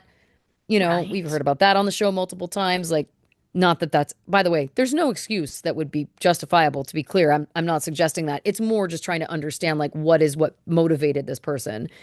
And again, it's like often one of the patterns we hear is that because a man gets rejected, then but this at 15, how many rejections could he have even faced? Part of me is wondering, is there something about the mom? There's gotta Like, be. is there an issue with him and his mom? This is what Is I'm driving to is that yes, I'm like, there's gotta be something with the mom. There's I'm like the assume relationship there. it said there was a very negative relationship between him and his stepfather. So is it a case of like, I don't like him, but she's preferring him over me because she keeps keeping him around, Right. even though I don't like what's happening there. And Yeah. I mean, it just seems, yeah, I don't know. It just seems wild. I just assume that all of his anger towards women has something to do with his It's mother. gotta be. And then everything else is, look at me using weapons like you, Daddy. Yeah. And aren't you proud? It was him saying to the police, I did this thing. You would have been proud. Yeah. That's not at all how police are going to act when you're like, I brutally murdered four people in broad Yeah. daylight. You would have been so proud. Like, you're not at a fucking paintball range, dude. Yeah. Like, I don't know. Again, I think it's a case of he's angry at his mother and he wants men to be proud of him, to be like, you're a real man. Yeah. You didn't need a father to grow up into the big, strong, strapping man that you are, stud. Like, I think that's what he needs. He needs men to be like, you're the best. Yeah. Well done. Yeah. Yeah. Gross. Gross. Um, the judge that said he would likely reoffend. How many times do we have to hear it on this show? And guess what? The He judge was did. right. Like to the Yeah. tune of multiple murders. Like, what are we talking about here? The fact that he said he'll likely reoffend and then since then killed seven people. Like at that point, he hadn't killed anybody. Yeah. Once again, as But I keep saying it over and over again, escalated. sure did. But man, if he had been convicted of the rape charges and had been left in prison for life, you know, 7 people would be alive. yeah. Hmm. Tell me. The fact that he was openly telling people that he was on the sex offender list. Gross. As though it's something to brag about. But what is that? Because it almost feels like when he's saying to the cops, I killed these people, you'd be so proud of me. Like I think he knows that I think he's not stupid. We know he has a high IQ. Like I think he knows logically that they wouldn't be proud of him, but it's almost this like irreverent you know what I mean? Like it's almost this like I'm smarter than you. Like Sure. it's you know what I mean? Like it's like a nanny boo boo situation. Thank you very much for describing it that way.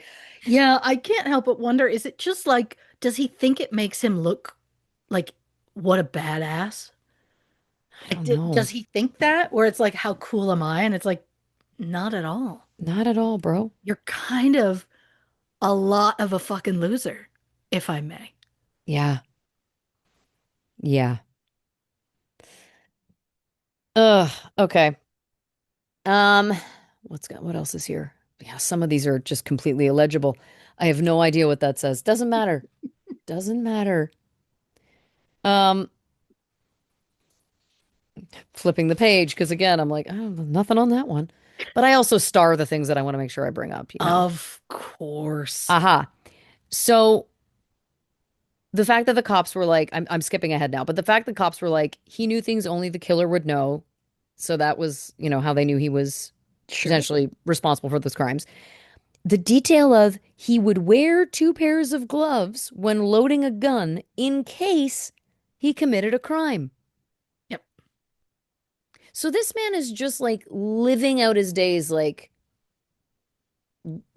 I would say if that's true, which why would he lie about that? It's like this guy is just living his days about like when is my next opportunity to commit a crime? When Correct. can I commit another crime? Correct. Hope it's today. I'm always going to be ready to commit a crime, He's 100% ready all the time. which is so creepy because again, if he had simply been put away in prison to begin with, Mhm. anyway, the detail that he kept the woman Megan in the same shipping container that he kept Kayla Mhm. in, like this was just going to continue. Had he not been caught when he was caught, like, Oh yeah. you know what I He mean? he would have at some point he was going to kill Kayla Yeah. and then he was going to wait until he found other people and do it again. Yeah. Not a bad boy. Gross. I know. Gross. Like I get that it's your own child, but you're allowed to go, "Okay, yeah. He wasn't good." I Wasn't the saw a best. different side of him, Right. but he did horrific things. Right. I'm deeply disappointed. Like any of that would have been Yeah. acceptable. Like there was an interview I watched with his mother and she was talking about the assault back from 1986 and she was like, "Well, basically he liked this girl, so he went over and brought her to our or to his house." And then the interviewer goes, "By gunpoint." And the mother goes, "Well, yeah." And I'm like, yeah, you can't leave the gun out of this story. You can't just be like, he met this girl, he brought her back to our place. No, he used a gun to threaten her to come back to his place. That's a key part of that story. Yeah. Leaving that out just makes it seem like, oh. And him saying that they got into an argument because she was seeing someone else. And I'm like, well, that was absolutely it. They absolutely Right. would because she was dating someone else, not because she was cheating on him, Right. which is how he made it sound when it was all innocent. And it was like, oh, it wasn't my fault. She was cheating on me, but we agreed to remain friends. It's just interesting because usually when we hear the like story of a predator, like the story of a serial killer, like that's a moment in time that then spawns the crimes that he later commits. It's Right. interesting to me that he acted at that time. Like it wasn't like it was like there was a girl I was in love with, but she rejected me, and so now, and so then moving forward, he would attack women. That's a pattern that we've heard many times. Right. This, it was like you reject me, I'm reacting, I'm binding you, making you move a gump. Like it's crazy. 100%. I just, I don't know how long he liked her. I don't know what made him decide that day, but it's just wild to be like, she's seeing somebody else. I want her as mine. I'm just gonna take her. At that age, it's just so young. It so who knows the kind of shit he was pulling before that. Great point. Great point. There's no chance this was a first. He has to have done something. It feels like, yes. Yeah, good point. Something we just don't know about. I think that that's the big thing with this story in general is there's stuff from his childhood, there's stuff with that mother, there's stuff that people just don't know about. There has to be. There has to be something. Yeah. The superbike story, how it was literally like these guys made fun of me, so I went home and got a gun and came back and shot them all in the head or shot them all whatever. Like crazy. It's it's pretty wild to think that that's just how he was living his life. Yeah. Now, I do have to speak for a minute about Holly. Oh, sure. Holly, who'd been in a relationship with him, helped him paid for the shipping container, helped keep it stocked. Stocked with what? Snacks? Well, she said she thought of it as like that's where they were storing like I I don't want to say um like end of earthers type like Oh, end I of see. times. I don't think it was that. It was just she was like the this is where we're going to stockpile supplies. For what? I don't know, but it was that's where we're going to put extra food and bottled water. again, I don't know for what she had planned, but also Holly was married. What? She was married throughout this relationship. She did Well, eventually tell her husband that, oh, yeah, by the way, I've been having an affair off and on for the last decade with this guy. Although maybe she got married partway into their affair. I don't know. But she was married to somebody. well, that changes what I was about to say. Because what I was about to say was, listen, I understand that lots of us have gotten into a position where for a man, you're willing to do things that maybe you want to be loving, you want to be supportive. But like for me, I draw the line at shipping container maintenance, Mm. payments, stalking. I'm not saying she did anything wrong. I'm just saying, what did she think it was for? Yeah. Like, I understand that maybe she didn't see chains or handcuffs in the thing, but it's like, what did he say he needed a shipping container for Well, when and it's also, just a like, place to store extra food? Because you could buy a shed for probably cheaper than a shipping container, and also, it's like if it's doomsday prepping, like, what good is it gonna like? It needs to be a bunker, like, it needs to be underground. Like, what good is the shipping right? container gonna be? Yeah, I can't figure out why that was a thing. It just feels like it's such an extreme item. Like, for me, and listen, I Mm, know that when we, fall in love, we like ignore the red flags. I totally do. But it does put it through a new lens knowing she was married because I was looking at it with compassion for her that I was like, God, she really got herself, you know, caught up in something and whatever. But like, I would just say in general, folks, like if someone's like, hey, will you help me pay for a shipping container? Like maybe take pause. Like I think moving forward, we can yeah. all learn from Holly. But it does add an extra layer knowing that she was married because it's like, Mm, what was this for you? Oh, see now mm, this is the forever psychologist hat that I wear because now I'm like, I want to know sure. everything about Holly. What made her this way? What happened Oh, to her? I, You know? I mean, is it possible that they were together and he's just not committing to her? He was like, he just wouldn't settle down even though she wanted him to, and then she found a guy who would, but still continued to see him in the hopes he'd change his mind? Maybe. I don't Maybe. know. But Maybe. it is, I have a lot of questions Yeah. about that. Well, listen, final point I want to bring up. The detail about this fuck using his prison issue tablet Mm-hmm. to like essentially create a merch store. First of all, as Yeah. someone who writes a merch store, that gives us a bad name. Second of all, I can't believe, to your point, look, this isn't a drug crime. This isn't a petty Correct. theft.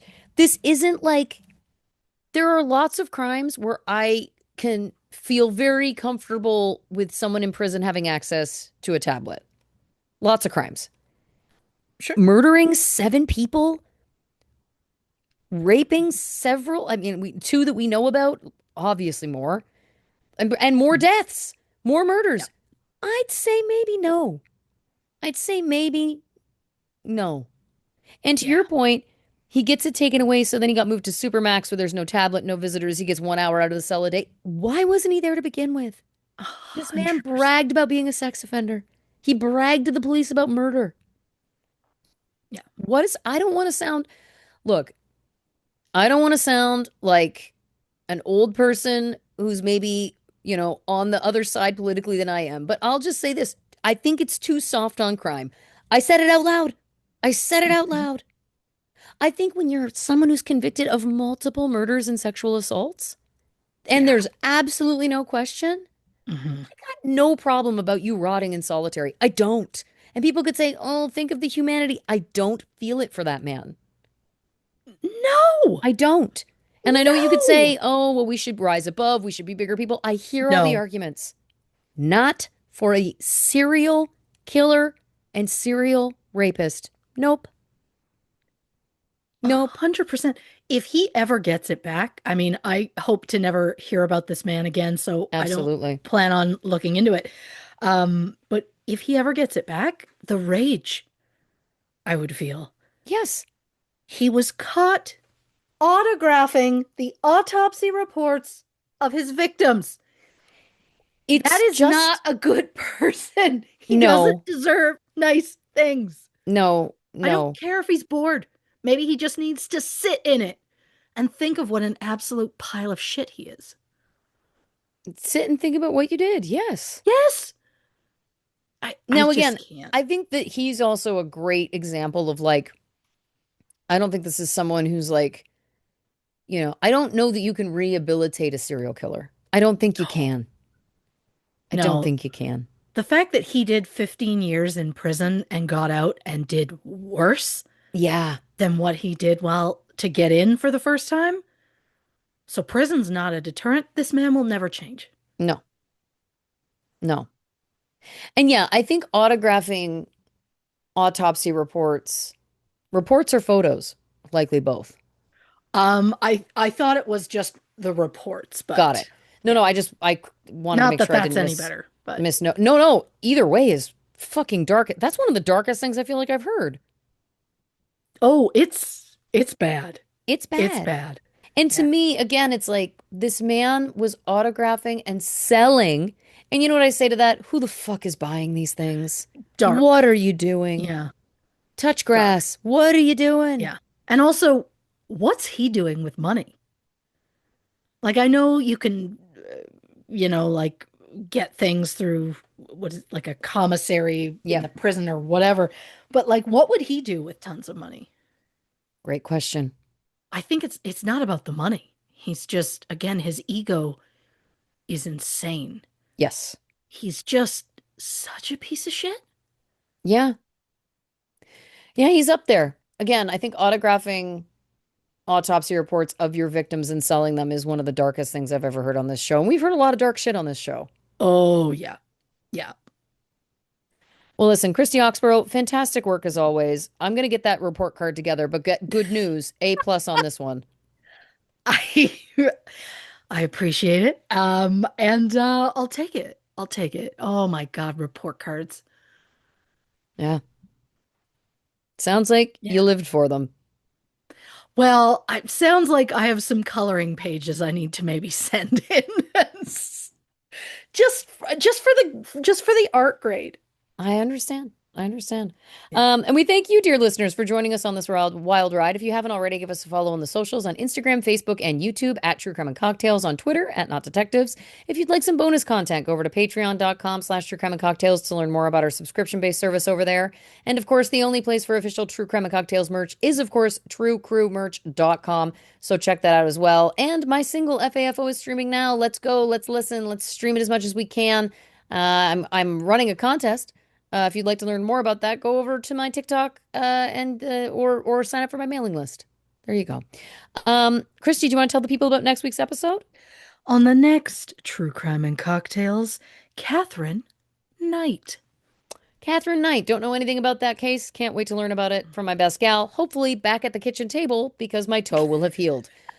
Christy, do you want to say goodnight to the people? Oh, good night, Wyatt from Weird Science. Oh, good night, Robert Downey Jr.